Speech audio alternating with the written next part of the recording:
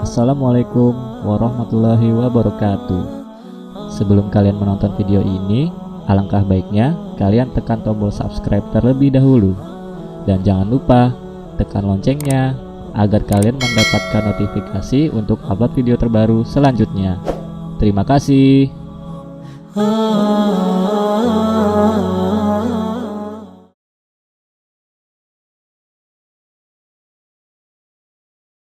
Karena akhir-akhir ini kita dihebohkan dengan pernyataan bahwa suara kidung lebih indah daripada suara adzan.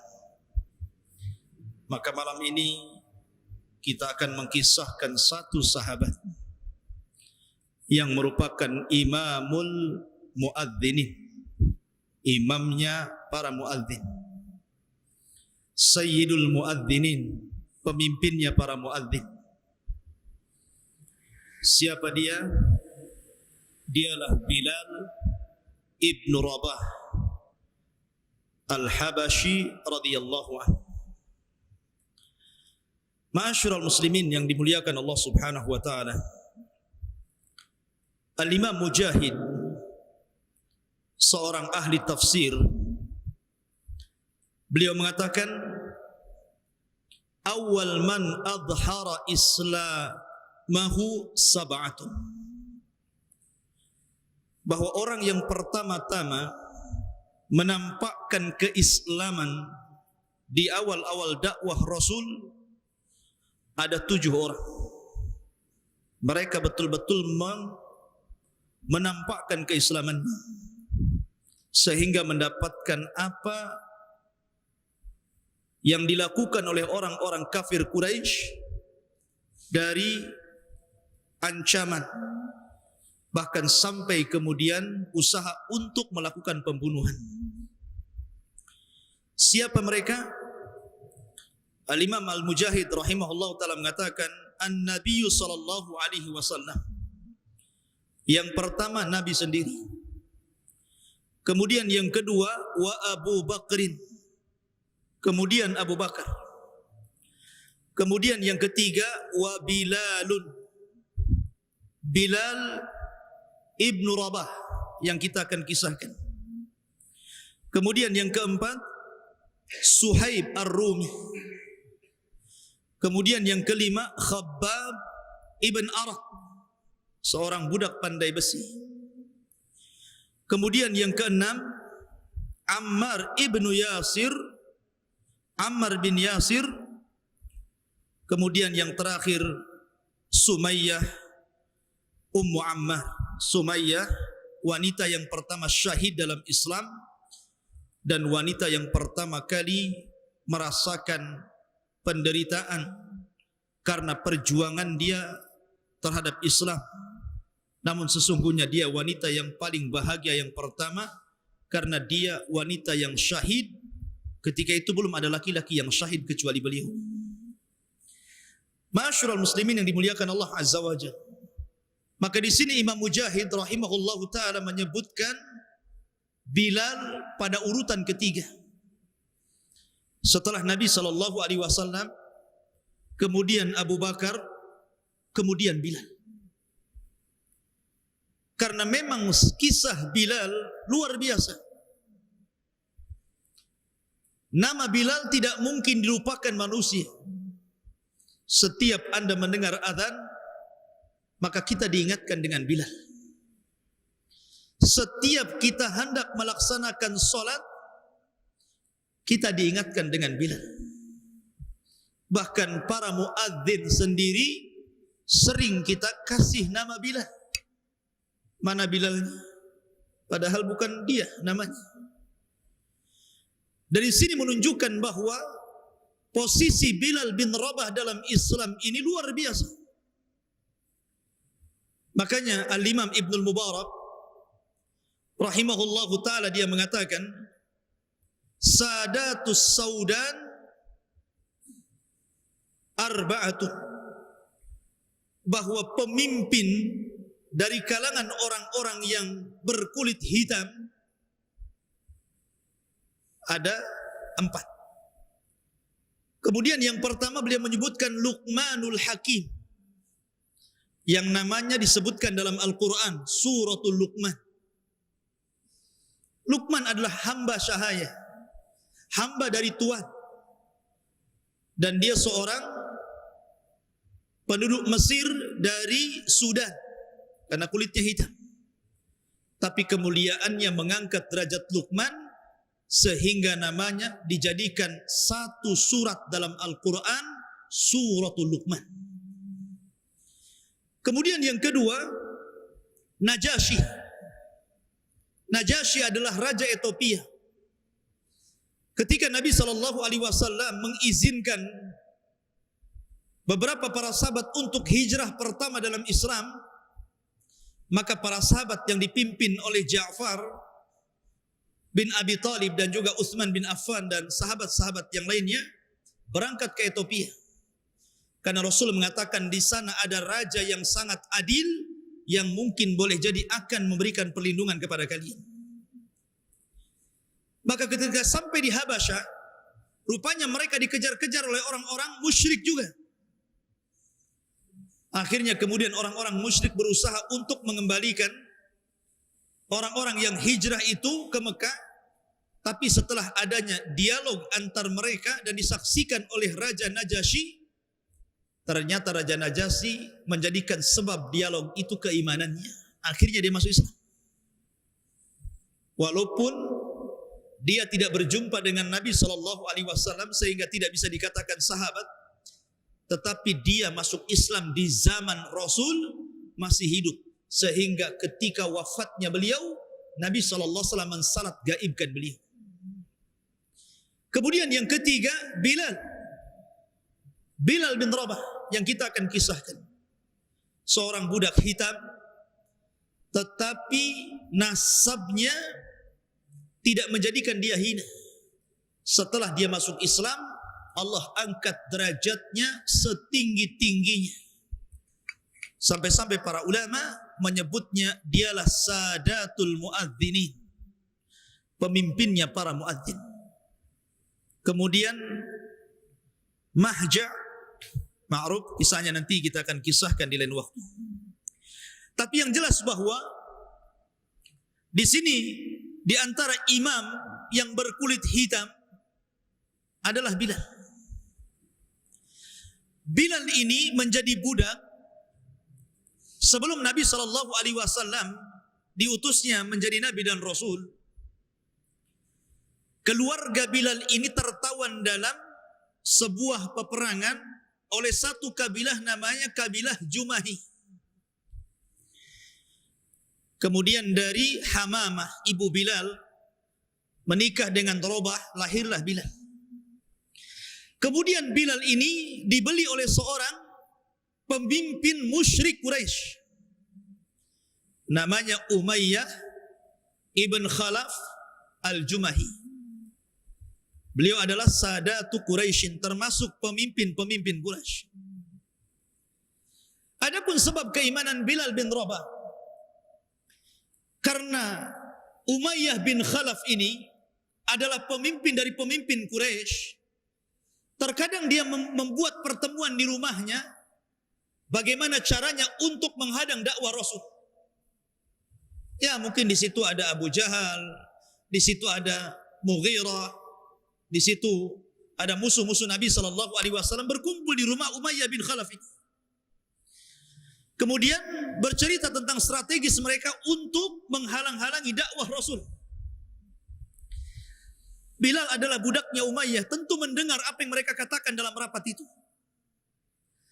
Tapi membuat pertanyaan besar, bagaimana mungkin sosok Nabi SAW yang dikenal oleh orang-orang Quraisy, termasuk juga Bilal, seorang yang dipuji akhlaknya, Sadiqul Amin.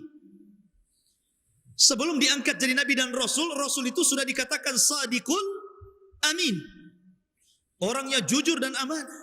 Dan tidak ada orang yang lebih jujur dan amanah dibandingkan Nabi ketika itu, dan menjadi kebanggaan penduduk Mekah. Sehingga apabila penduduk Mekah ini melakukan safar, maka mereka terkadang menitipkan barang-barang mereka kepada siapa? Kepada Rasul. Ini belum diangkat jadi nabi dan rasul. Kenapa? Karena mereka tahu amanahnya Nabi sallallahu alaihi wasallam. Tapi di satu sisi kenapa pula kemudian orang-orang ini mencaci maki Rasul?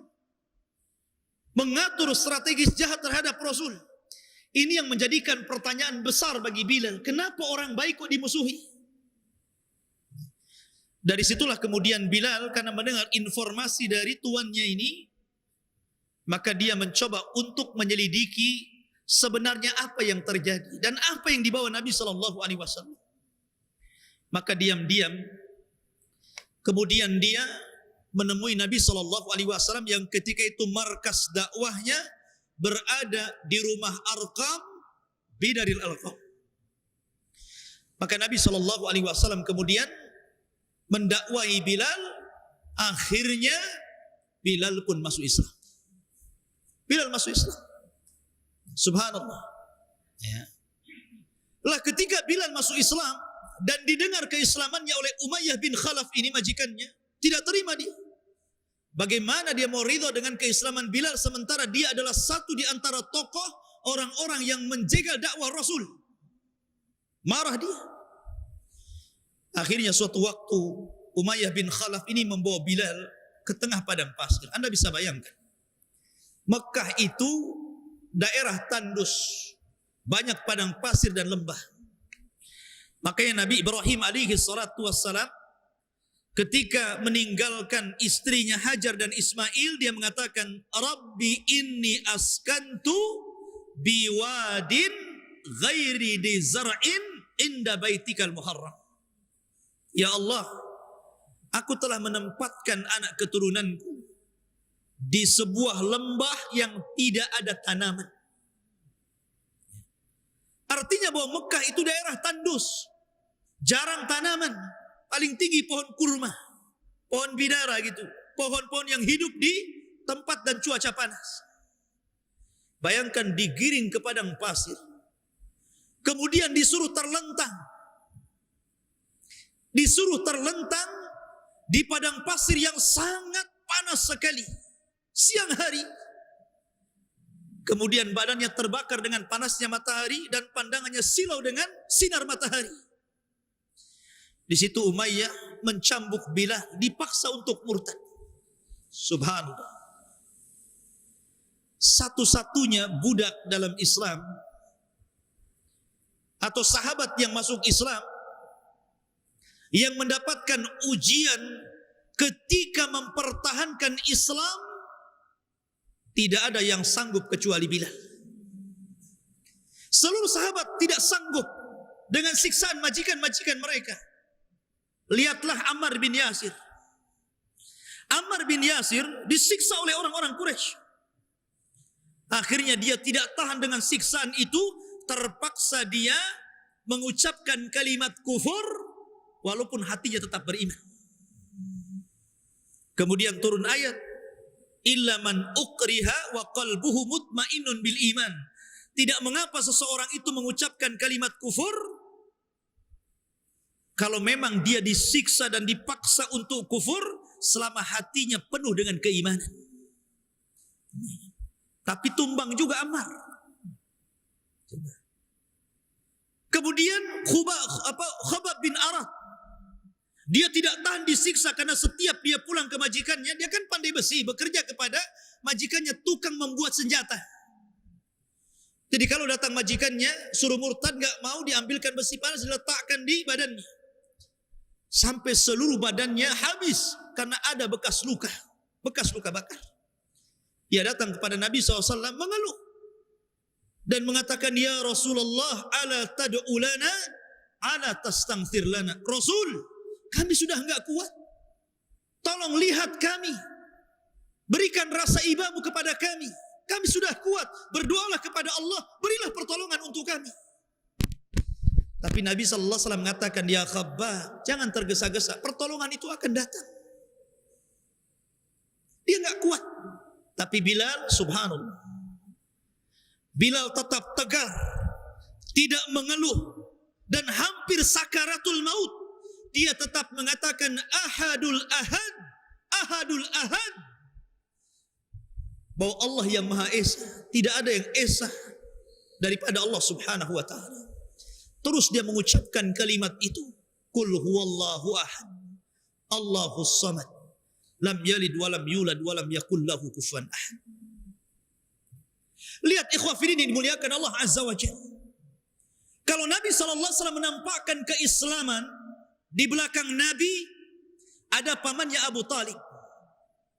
Dan Nabi SAW keturunan Sayyidul Batha, pemimpinnya bangsa Arab bila munazi', tanpa ada khilaf di antara ulama.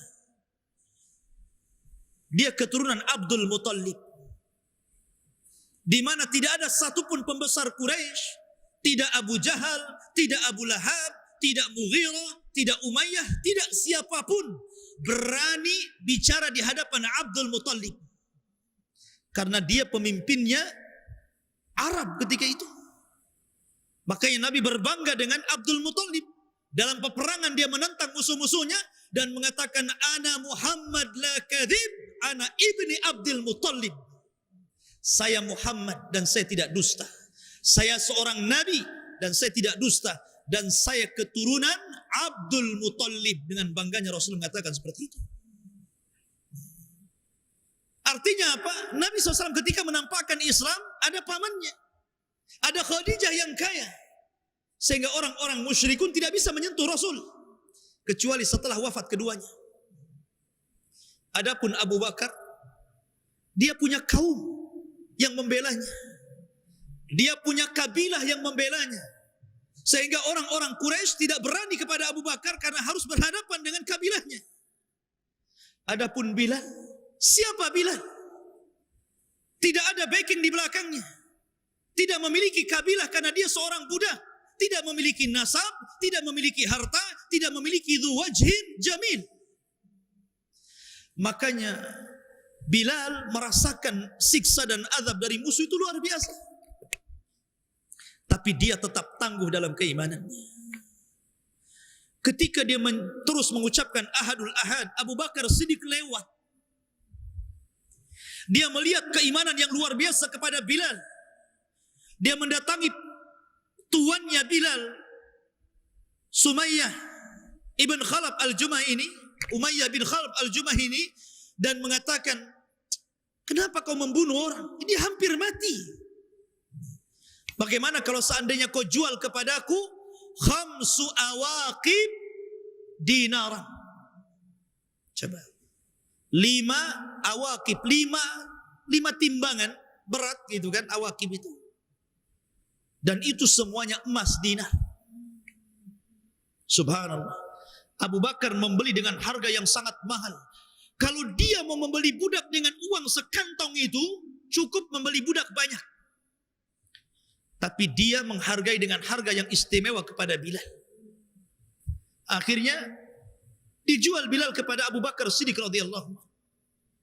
Dan Abu Bakar memerdekakannya. Ketika itu tuannya mengatakan, seandainya Abu Bakar itu membeli dengan 1 dinar, aku akan memberinya. Maka kedengaran kepada Abu Bakar, dijawab oleh Abu Bakar, walaupun dia memberikan tawaran 100 awaqib, aku juga beli. Lihat. Nih, tawar-tawaran ini namanya. Dia menyedikitkan, ini memperbanyak. Itulah Abu Bakar Siddiq radhiyallahu anhu. Sehingga ketika Abu Quhafah, siapa Abu Quhafah? Bapaknya Abu Bakar. Dia marah kepada anaknya Abu Bakar, kenapa dia membeli dengan uang yang banyak para budak. Kata Abu Quhafah, ketika itu masih kafir bapaknya, dia mengatakan, wahai Abu Bakar, kenapa kau tidak membeli orang-orang yang kuat-kuat? Kalau memang maksud kamu itu untuk melindungi kamu, kenapa kau beli orang-orang lemah? Apa tujuanmu? Maka Abu Bakar hanya mengatakan, liwajhillah. Aku memerdekakan mereka karena wajah Allah Subhanahu wa ta'ala, bukan karena yang lain. Subhanallah. Wa minan nasi man yashri nafsahu ibtigha'a mardatillah. Di antara manusia ada yang berjual beli dengan Allah dalam rangka mardatillah, untuk mencari keridhaan Allah Subhanahu wa ta'ala. Ma'asyiral muslimin yang dimuliakan Allah Azza wa Jalla. Maka ketika Abu Bakar kemudian memerdekakan Bilal, maka jadilah Bilal maulanya Abi Bakar. Apa sih arti maula itu? Arti maula itu maksudnya walaupun dia sudah merdeka, Bilal itu sudah merdeka dan dimerdekakan Abu Bakar, bukan berarti kemudian dia bebas melenggang, tidak. Tetap loyalitasnya diberikan kepada yang memerdekakannya. Sehingga kalau seandainya dia merdeka kemudian cari harta dan banyak dan kaya, kemudian meninggal dunia, maka yang mewarisi tuan yang memerdekakannya. Makanya Rasul mengatakan, para ulama mengatakan, sebab-sebab waris itu ada 3. 1 nasab, yang kedua wala, yang ketiga pernikahan. Itu sebab-sebab orang dapat warisan. Pertama nasab. Nasab ma'ruf, orang tua mewariskan hartanya kepada anaknya. Karena apa? Anaknya nasab dia. Anak kepada bapaknya. Kemudian nikah ma'ruf, suami mewarisi harta istri, istri mewarisi harta suami kalau keduanya meninggal. Kemudian wala, budak yang dimerdekakan oleh tuannya. Kemudian budak ini melenggang cari harta dan kaya, kemudian meninggal, maka hartanya milik tuannya. Milik yang memerdekakannya, itu namanya maula, mawali. Jadi Abu Bakar itu, Bilal itu maula Abi Bakar. Lah setelah kemudian hijrah besar-besaran dari Mekah ke Madinah, maka Bilal pun ikut hijrah bersama para sahabat yang lain. Kemudian dia dipersaudarakan oleh Nabi SAW dengan Abu Ubaidah ibnu Al-Jarrah. Dia dipersaudarakan dengan Abu Ubaidah ibnu Al-Jarrah. Dan ma'ruf, persaudaraan orang-orang muhajirin dengan orang-orang ansor ini persaudaraan yang tidak Anda dapati sepanjang sejarah. Coba perhatikan Abdurrahman bin Auf dipersaudarakan dengan Sa'd bin Rabi. Sampai-sampai Sa'd bin Rabi mengatakan, wahai Abdurrahman, aku memiliki 2 kebun, pilih kebun mana yang kau sukai, ambil. Aku memiliki 2 rumah, pilih rumah mana yang kau sukai, ambil. Aku punya 2 istri, coba kau pandang. Ketika itu belum ada turun ayat hijab, sehingga bisa memandang wanita. Mana yang kau anggap paling cantik dan kau sukai, ku ceraikan dia, selesai masa idah, nikah dengan dia.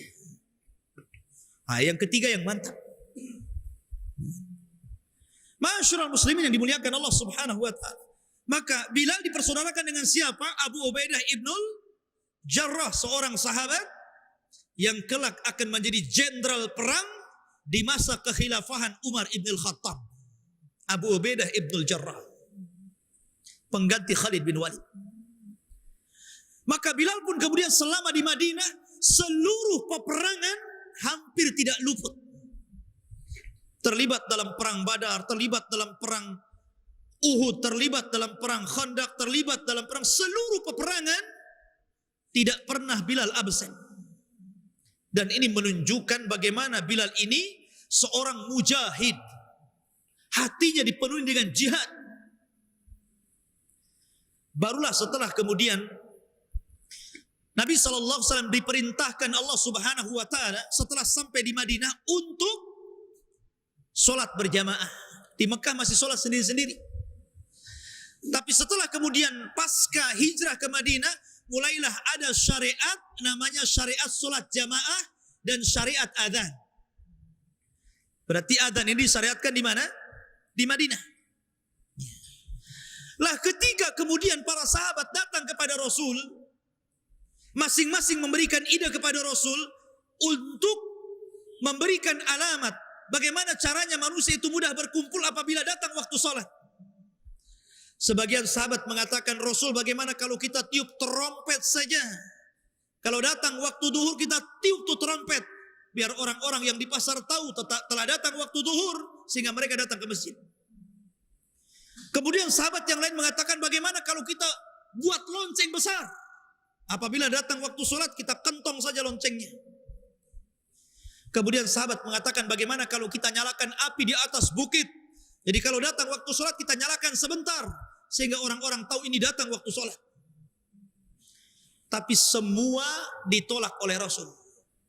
Coba bayangkan kalau tidak ditolak, mungkin masjid itu banyak trompet, banyak lonceng, banyak api itu. Kalau tidak ditolak ya, mungkin banyak itu. Mungkin nanti ada parade lonceng. Iya kan? Mungkin besar-besaran tuh loncengnya itu. Kalau ada kampanye, lonceng yang keluar. Tapi semua ditolak. Tidak ada lonceng, tidak ada trompet, tidak ada juga nyala api. Karena semua tasyabuh dengan orang-orang musyrik, kata Rasul tidak. Ini tasyabuh dengan orang-orang Yahudi. Ini tasyabuh dengan orang-orang Nasrani. Dan ini tasyabuh dengan orang-orang Majusi. Maka selepas kemudian para sahabat bubar, tiba-tiba salah seorang sahabat namanya Abdullah bin Zaid. Ketika dia malam-malam tidur, rupanya dia bermimpi, dalam mimpinya diajarkan lafaz azan yang kita kenal oleh malaikat. Ketika dia terbangun, kemudian dia melapor hal itu kepada Nabi SAW. Rupanya mimpi yang sama dirasakan oleh Umar ibn Khattab. Umar bin Khattab pun bermimpi dengan mimpi yang sama. Didatangi malaikat, kemudian diajarkan lafaz azan yang lafaznya sama persis dengan yang diajarkan Abdullah bin Zaid. Padahal keduanya tidak ketemu dan tidak kompromi. Tiba-tiba datang kepada Rasul keduanya dan menceritakan mimpinya dan mirip mimpinya. Maka Nabi SAW membenarkan, akhirnya meminta kepada Abdullah bin Zaid untuk mengajarkan lafaz-lafaz azan itu kepada Bilal. Setelah Bilal hafal, maka Nabi mengatakan, ya Bilal, qum fa'adzin. Wahai Bilal, berdiri, kumandangkan azan. Mulai dari saat itu, Bilal menjadi muadzin pertama dalam Islam. Namanya dikenal sepanjang masa. Sekarang sudah 1439 Hijriah. Sudah 14 abad lebih nama Bilal tidak dimakan zaman. Tidak dimakan lamanya waktu. Tetap saja orang mengenang Bilal. Siapa yang tidak kenal Bilal? Namanya disebut dari arah barat sampai ke timur, dari arah utara sampai ke selatan. Namanya harum di masjid-masjid kaum muslimin. Bahkan di dada-dada kaum muslimin tidak akan lupa tentang Bilal bin Rabah. Padahal muadzin Rasul itu 4. Tapi yang dikenal Bilal. Di sana ada namanya Abdullah bin Ummi Maktum. Seorang yang buta, yang dengan sebab itu turun ayat abasa wa tawalla an ja'ahul a'ma. Abasa, teguran kepada Rasul ketika Nabi SAW lebih memperhatikan para pembesar Quraisy dan cuek kepada Abdullah bin Ummi Maktum yang ketika itu hendak masuk Islam. Allah tegur Rasul dengan menurunkan abasa wa tawalla an ja'ahul a'ma. Kemudian yang kedua, di sana ada Abi Mahdhurah. Subhanallah. Dari para muadzin Rasul yang paling merdu suaranya, Abu Mahdhurah ini. Paling indah suaranya. Jadi ketika Nabi SAW Fathu Mekah, membebaskan kota Mekah, Abi Mahdhurah ini selalu menirukan adzannya Bilal. Padahal dia masih musyrik tuh. Belum masuk Islam. Belum masuk Islam. Kayak orang kafir gitu kan. Mungkin dia meniru-niru ngajinya orang Islam. Katanya konon gitu, ada pemain sepak bola, kalau sebelum main sepak bola baca Fatihah katanya. Padahal dia kafir gitu. Mungkin seperti itu, dia hafal tuh. Seperti ketika ceritanya siapa? Amr bin As. Belum masuk Islam tuh Amr bin As itu. Berkunjung kepada siapa? Musailamah al-Kadzab. Kata Musailamah, ya Amr, apa yang terakhir kau dengar dari mulutnya si Muhammad itu? Kata Musailamah. Kata Amr bin As, aku mendengar yang terakhir turun kepadanya surah Wal Asri. Karena memang pendek Wal Asri itu kan. Dihafal orang-orang musyrik padahal mereka belum masuk Islam. Karena oleh sebagian mereka disangkanya syair bukan Quran. Sehingga mereka menghafalnya. Lah Abi Mahdhurah ini selalu menirukan adzannya Bilal padahal masih kafir. Didengar sama Rasul, adzannya kan indah suaranya. Akhirnya Nabi SAW memanggil Abi Mahdura, kemudian meletakkan tangannya di dadanya, kemudian mendoakan dengan keislamannya. Belum lagi Rasul mengangkat tangannya dari dada Abi Mahdura, tiba-tiba dia mengatakan asyhadu an la ilaha illallah wa asyhadu anna Muhammadar Rasulullah. Masuk Islam dia, Abi Mahdura. Dari situ kemudian Rasul mengajarkan adzan, salah satunya mengajarkan taswib dalam solat subuh. As-salatu khairun minan naum. Diajarkan kepada Abi Mahdura. Kemudian didaulat oleh Rasul menjadi muadzin Masjidil Haram pertama. Karena Bilal ini di Madinah, Abi Mahdura di Mekah. Tapi kan di Madinah ada masjid lain namanya Masjid Quba. Masjid yang pertama dibangun Rasul sebelum membangun Masjid Nabawi. Siapa muadzin Masjid Quba? Muadzin Masjid Quba adalah Maula Ammar bin Yasir. Salah satu budak Ammar bin Yasir yang dimerdekakan Ammar bin Yasir, kemudian diangkat menjadi muadzin di Masjid Quba. Jadi seluruh muadzin Rasul ada 4. 1 di Mekah dan 3 di Madinah. 1 di Masjid Quba dan 2 di Masjid Nabawi. Di Masjid Nabawi Bilal bin Rabah dan Abdullah bin Umi Maktum. Makanya Rasul mengatakan Bilal ini biasanya adzan pertama ketika sholat subuh. Jadi sebelum sholat subuh itu disunahkan ada adzan untuk membangunkan orang sholat subuh. Apabila telah masuk waktu subuh, maka Bilal kemudian berbicara kepada Abdullah bin Umi Maktum untuk melakukan adzan subuh. Makanya Rasul mengatakan, selama engkau mendengar adzan Bilal dan engkau sedang sahur, makanlah, minumlah, jangan berhenti sampai kau mendengar adzannya Abdullah bin Umi Maktum. Karena dia adzan subuh. Berarti sudah tidak ada lagi sahur. Ya kan? Nah, dari sini ikhwah fillah muliakan Allah Azza wa Jalla, dari 4 muadzin ini justru yang paling kondang siapa? Bilal. Yang lain tidak dikenal. Bilal bin Rabah paling dikenal. Dan subhanallah, ketika Nabi SAW Isra Mi'raj, ingat Isra Mi'raj itu peristiwa terjadi sebelum Rasul hijrah. Artinya Bilal belum jadi muadzin, masih di Mekah, belum hijrah. Tapi Nabi SAW tiba-tiba diperlihatkan sorga oleh Allah Azza wa Jalla. Kemudian dia mendengar suara terompah orang yang sedang lewat. Kayak antum pakai sendal bakiak itu kan, lewat kan dengar tuh tak tuk gitu kan. Nabi SAW ketika itu bertanya kepada malaikat, suara terompah siapa itu? Maka malaikat mengatakan, itulah suara terompah Bilal bin Rabah. Subhanallah. Orangnya masih di bumi, ternyata sendalnya sudah ada di sorga. Hebat nggak itu? Hebat. Ya. Padahal sendal Bilal itu bukan sendal bermerek kayak sendal antum, ikhwan. Sendal Bilal itu bukan sendal dibeli dari mall, tidak. Dia bukan merek yang bermerek, tidak. Saya kira sendal antum saya yakin lebih mahal dibandingkan sendal Bilal. Kalau antum beli sendal Bilal, mungkin dapat sendal Bilal banyak gitu di zaman itu. Tapi kan sendal antum gak masuk surga. Tetap saja sendal antum di bumi gitu.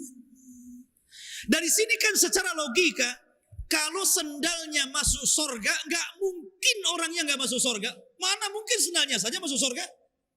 Logika kan? Masa orang yang gak masuk surga, sendalnya masuk surga? Sendal kan gak sholat, gak puasa, gak wudhu, gak jihad, gak apa-apa. Kok enak aja dia masuk surga? Ya jelas kalau sendalnya masuk surga, pasti pemilik sendalnya harus lebih masuk surga lagi. Karena sendal bukan mukallaf, bukan manusia yang dibebani syariat kan begitu. Tapi ini kinayah bahwa kalau sandalnya saja sudah masuk surga dan didengar Rasul, maka tentu Bilal termasuk ashabul jannah. Dari sini Rasul cemburu dengan Bilal. Dia datang kepada Bilal. Kemudian mengatakan, ya Bilal, inni sami'tu khashkhasataka fil jannah. Madza tasna ya Bilal? Hei Bilal, aku mendengar suara terompahmu di surga. Apa yang kau amalkan? Apa yang kau lakukan, wahai Bilal? Bilal heran, kok bisa demikian? Mungkin Bilal teringat-ingat dengan amalannya. Akhirnya dia mengatakan, ya Rasulullah, ma tawadda'tu wudu'an illa wa qad sallaitu rak'atain. Rasul, tidaklah aku berwudu, melainkan setelahnya aku melaksanakan 2 rakaat solat yang dikenal dengan rak'atai al-wudu, 2 rakaat sunnah wudu. Dan itu dilakukan sebelum kering. Kalau sudah kering, sudah tidak ada syariat sunnah wudu lagi. Jadi solat sunnah wudu itu kalau masih basah, masih ada cucuran-cucuran air wudu. Makanya sebagian para ulama fikih makruh hukumnya mengelap air wudu. Walaupun sebagian para ulama mengatakan boleh, tapi sebaiknya biarkan. Karena ada hadis yang mengatakan setiap tetesan-tetesan air wudu itu akan menghilangkan dosa orang yang berwudu. Ma'asyiral muslimin yang dimuliakan Allah Subhanahu wa taala. Maka Bilal pun menjadi muadzin pertama di Madinah. Ma'asyiral muslimin, tetapi setelah kemudian Nabi SAW wafat, kemudian khilafah diberikan kepada Abu Bakar Siddiq radhiyallahu anhu berdasarkan nas dari Nabi SAW, karena dia yang menggantikan solatnya Rasul ketika Rasul sakit. Maka Bilal tidak kuat mengumandangkan adzan. Setiap dia mengumandangkan adzan sampai kepada asyhadu anna Muhammad Rasulullah, dia menangis. Dan selalu terputus sampai di sini. Selalu terputus sampai di sini dan tidak bisa melanjutkan adzan. Maka setelah 3 hari jadi muadzin di masa kehilafahan Abu Bakar, dia tidak tahan. Akhirnya datang kepada Abu Bakar dan minta resign. Tidak mau jadi muadzin lagi, minta diganti orang lain. Ketika itu Abu Bakar meminta agar Bilal tetap jadi muadzin. Maka Bilal kemudian mengatakan, wahai Abu Bakar, kalau kamu ketika memerdekakan diriku niatnya karena kamu, maka aku siap jadi muadzin karena perintah. Tapi kalau kamu ketika memerdekakan diriku karena Allah, maka biarkan aku berhenti jadi muadzin.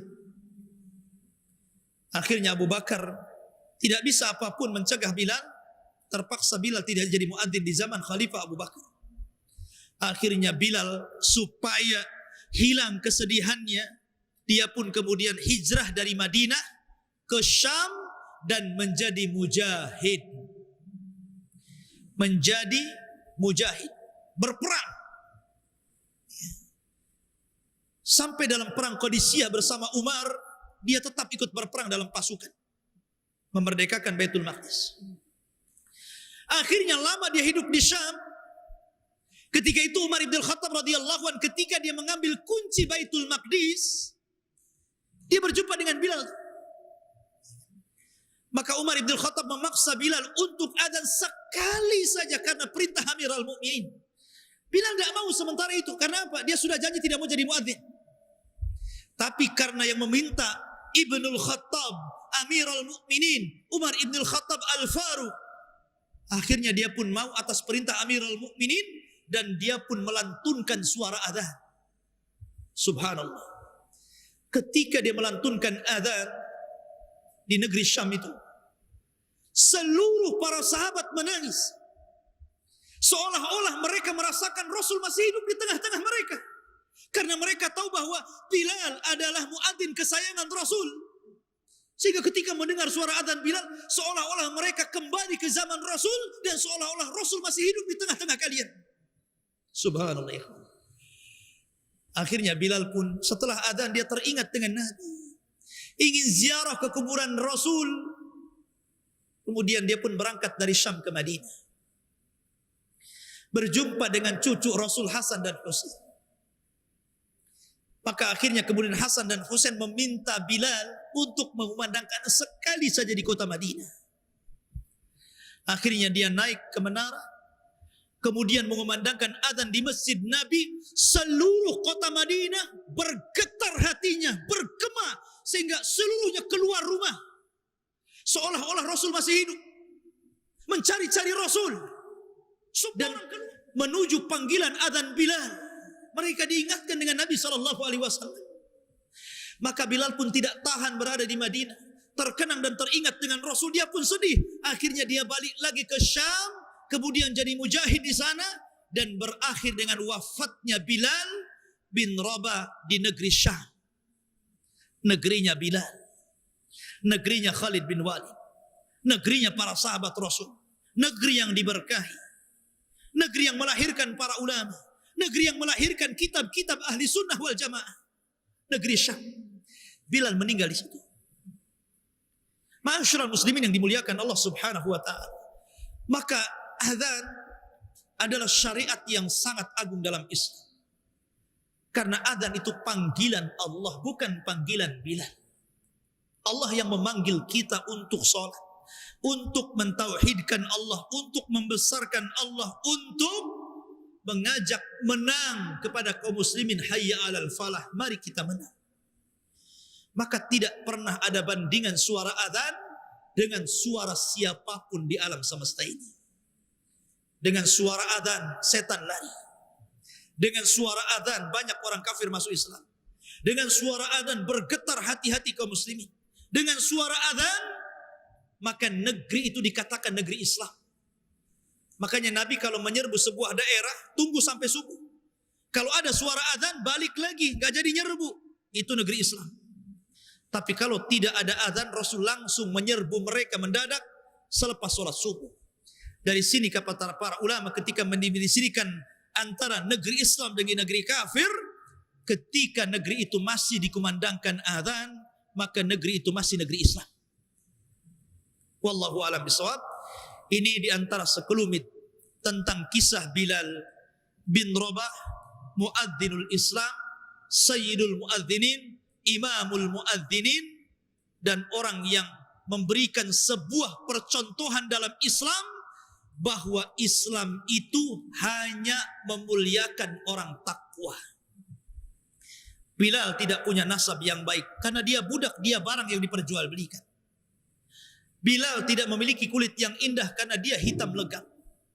Bilal tidak memiliki harta karena dia sendiri harta.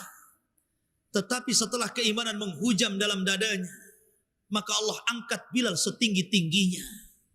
Sehingga Nabi SAW bersabda dalam sebuah khutbahnya, la fadla bainal arabi wal ajam walal aswad alal ahmar illa bitaqwallah.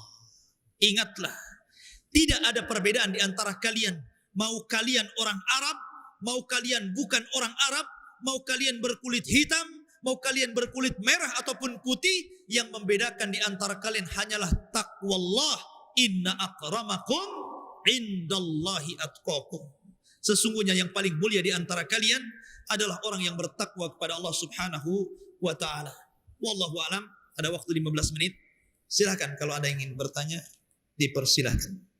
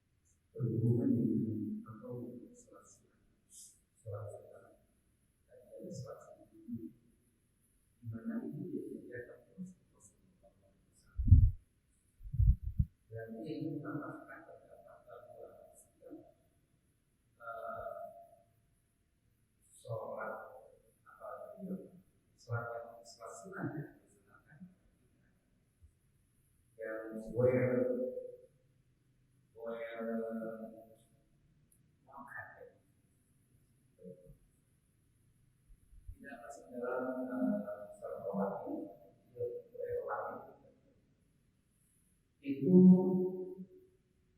tidak semuanya selain daripada sholat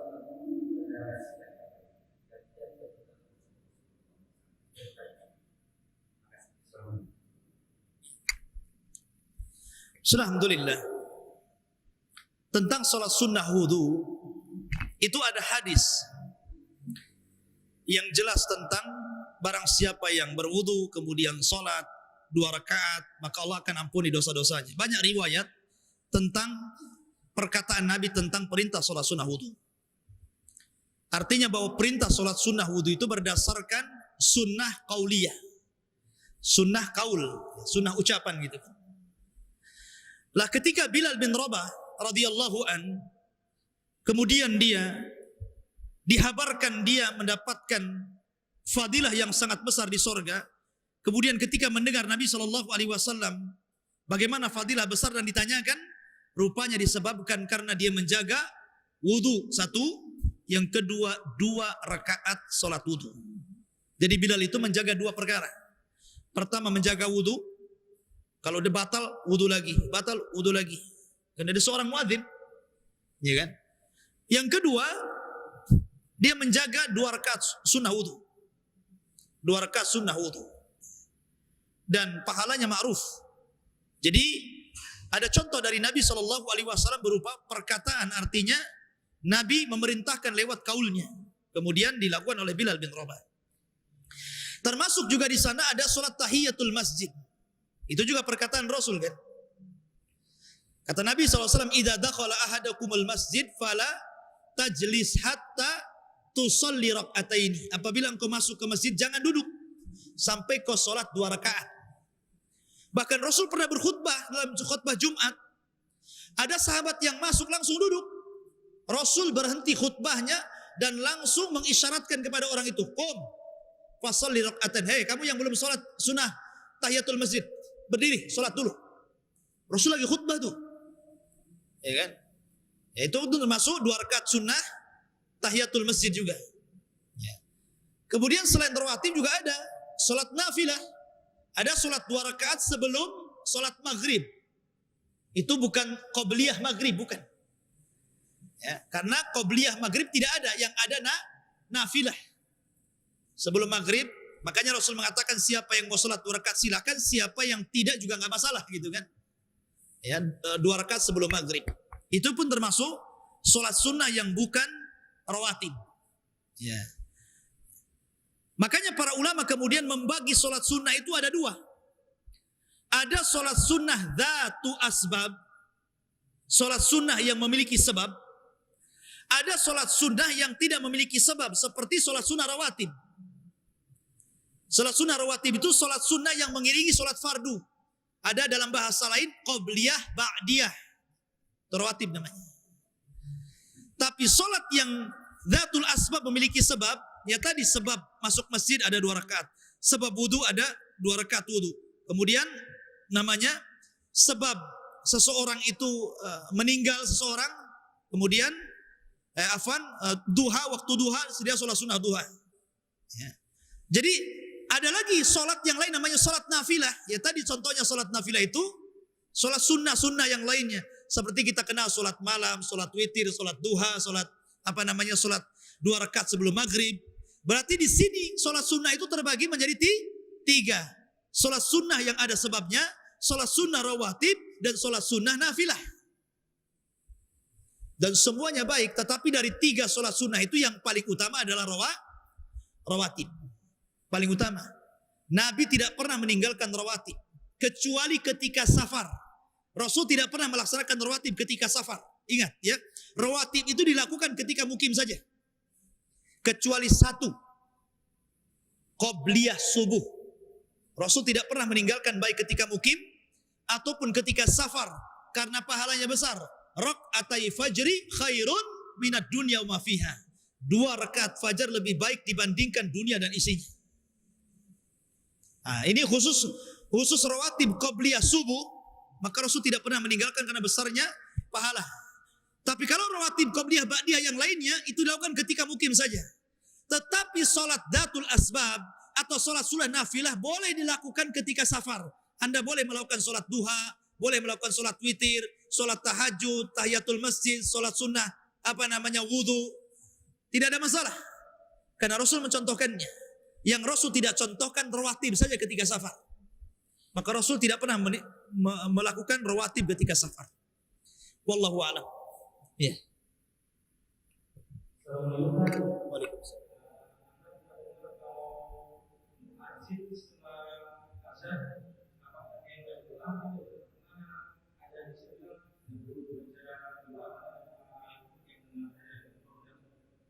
Ya. Sunnah-sunnah adzan itu terbagi menjadi dua. Ada sunnah bagi muadzin, ada sunnah bagi yang mendengarkan.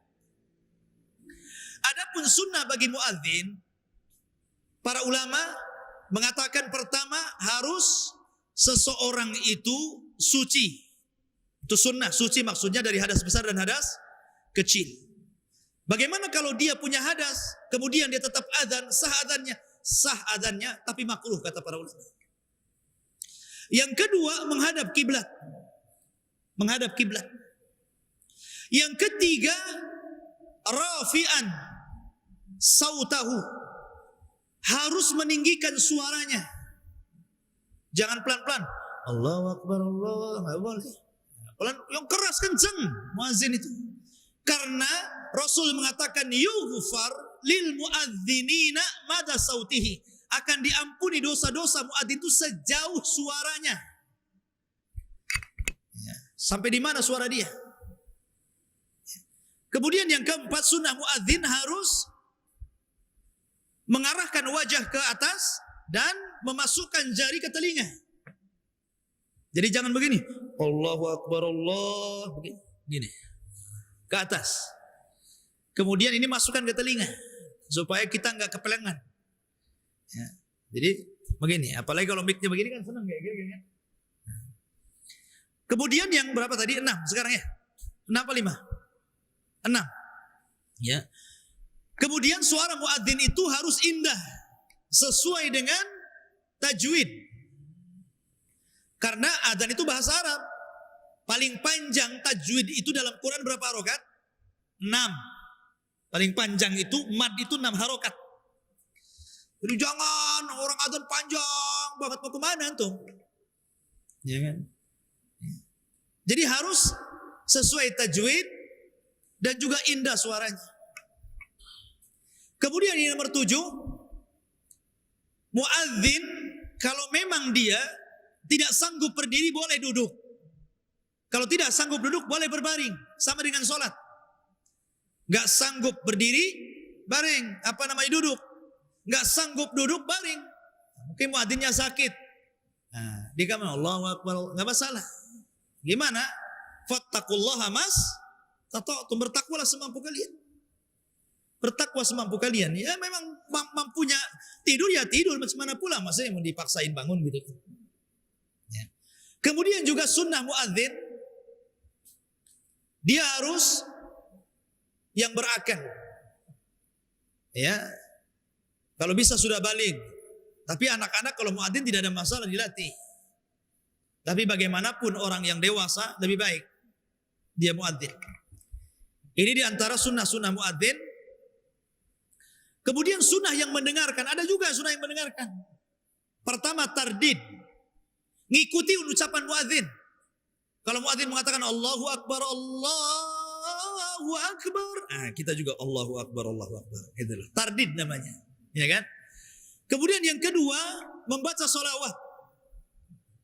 Karena dalam adzan itu disebutkan wa asyhadu anna Muhammadan Rasulullah, setiap yang disebutkan nama Muhammad bersolawat. Kemudian memintakan wasilah untuk Rasul. Ati Muhammadanil wasilata wal fadilah. Atau lengkapnya Allahumma rabb hadhihi da'wati tamah wassalatil qa'imah ati Muhammadanil wasilata wal fadilah wab'athu maqaman mahmudanil ladzi wa'attah innaka la tukhliful mi'ad. Di sini maknanya, ya Allah wa ati Muhammadanil wasilah, ya Allah berikan wasilah untuk Nabi kami Muhammad.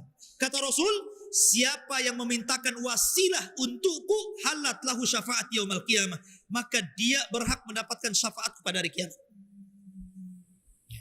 Itu penting. Kemudian membaca raditu billahi rabbah wa bil islami dina wa bi Muhammadin nabiyya wa rasulah. Setelah mengucapkan asyhadu an la ilaha illallah wa asyhadu anna Muhammadar Rasulullah, raditu billahi rabba wa bil islami dina wa bi Muhammadin nabiyya wa rasulah. Dan banyak sunah-sunahnya kan? Ya, tapi yang kita mungkin antum cuma satu saja, doa adzan saja kan? Panjang itu sunnah-sunnahnya. Ya Allahumma sholli ala Muhammad. Allahumma rabb da'wati tammah was salatil qa'imah ati Muhammadan al wasilata wal fadilah wa ba'athu maqaman mahmudan allati wa'ata innaka la tukhliful mi'ad. Asyhadu an la ilaha illallah wa asyhadu anna Muhammadar Rasulullah. Raditu billahi rabba wa bil islami dina wa bi Muhammadin nabiyya wa rasulah. Harusnya begitu. Hafal tak tuh? Ya, jadi baru dengar. Ya. Jadi itu sunnah-sunnah bagi yang mendengar. Adapun tentang apakah muadzin itu membaca doa atau tidak, ini khilaf ulama. Karena melihat teks hadis, seolah-olah teks hadis itu kembali kepada orang yang mendengar. Hadis itu kalau diperhatikan lafadznya memang suruhan kepada yang mendengar azan. Sehingga ada sebagian ulama mengatakan muadzin cukup azan, yang menjawab itu biarlah yang berdoa. Tapi juga ada yang mengatakan umum, boleh muadzin, boleh pendengar, dua-duanya boleh baca. Wallahu a'lam. Memang itu ada dua pendapat. Wallahu a'lam. Waalaikumsalam.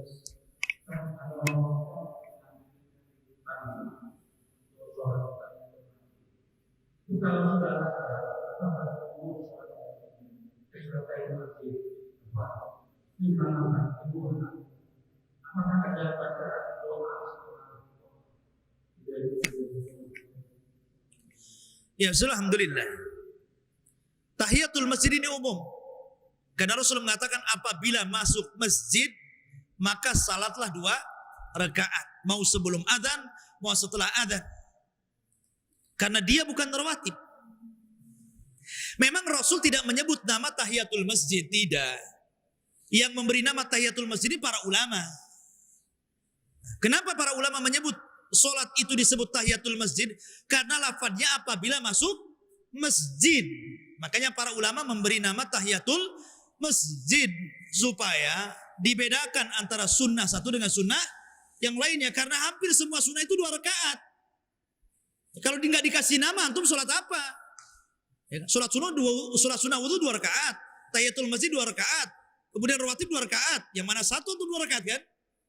Makanya kemudian dibuat nama-nama supaya kita ketika niat sholat itu dengan niat bisa membedakan antara satu sunnah dengan sunnah yang lainnya. Niat ini. Ya. Adapun kecuali kalau antum masuk masjid tidak ada waktu kecuali hanya 2 rakaat. Harus milih yang mana? Itu masalahnya. Antum kalau borong sholat sunnah semua tak mungkin, ntar lagi qomat.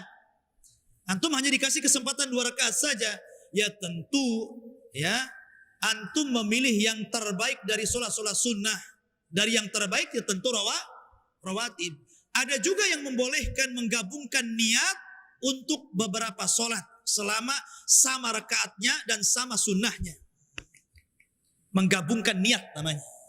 Sebagaimana saya baca dalam kitabnya Usul Fikih karya Abdurrahman As-Sa'di dan juga karya Syekh Utsaimin dalam Mandhumah Fiqhiyah. Dibolehkan satu niat beberapa sholat dilakukan dengan satu ibadah. Jadi niatnya banyak tapi satu ibadahnya gitu. Wallahu a'lam. Adapun doa setelah qomat tidak ada. Karena setelah qomat itu orang sudah berdiri, harus memperhatikan imam. Antum harus perhatikan gaya antum. Disitulah waktunya tahdzirun niat, menghadirkan niat. Bukan melafadzkan niat. Menghadirkan niat itu artinya konsentrasi. Berdiri, hadap kiblat, tengok kancing, jangan-jangan ada yang tengok resleting, jangan-jangan belum di resleting. Konsentrasi antum.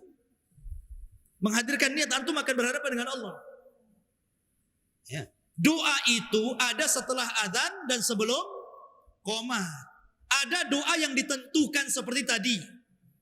Ya, doa memintakan wasilah, kemudian bacaan-bacaan yang diajarkan Rasul.